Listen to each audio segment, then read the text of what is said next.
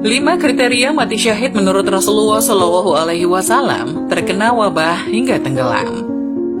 Setiap manusia memang sudah memiliki takdir masing-masing, termasuk takdir tentang usia. Ada orang-orang yang ditetapkan meninggal dalam keadaan syahid. Mati syahid adalah kematian yang dihadiri oleh para malaikat. Dalam Islam, orang yang termasuk mati syahid adalah mereka yang mati saat berperang karena memperjuangkan kebenaran.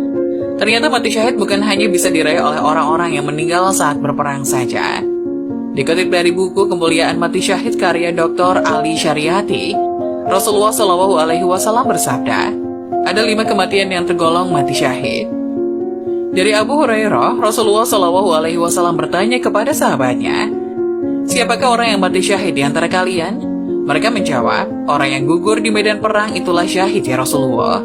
Rasulullah SAW menjawab, kalau begitu sedikit sekali umatku yang mati syahid. Para sahabat bertanya, mereka itu siapa ya Rasul?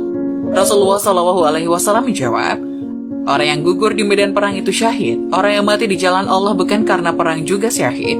Orang yang tertimpa taun pun syahid. Orang yang mati karena sakit perut juga syahid. Dan orang yang tenggelam adalah syahid. Hadis riwayat Muslim. Berikut beberapa syarat orang yang mati syahid. 1.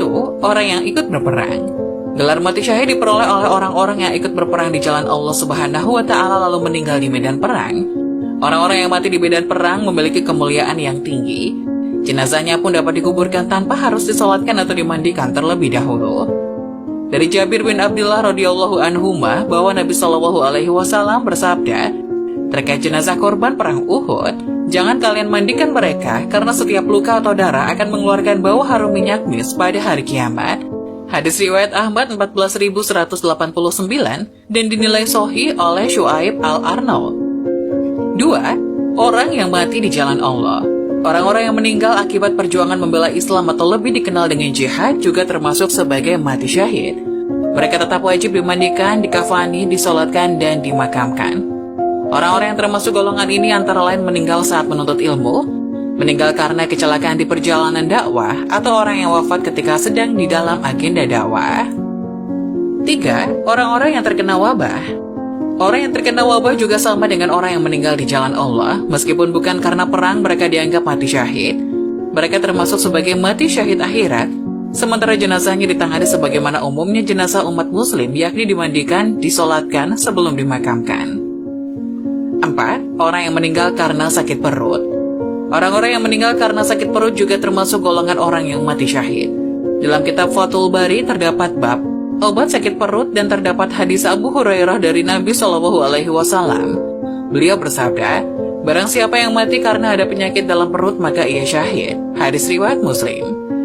Menurut Imam Nawawi, orang yang meninggal karena penyakit di perutnya, baik karena tenggelam, melahirkan atau yang lainnya, diganjar dengan pahala syahid.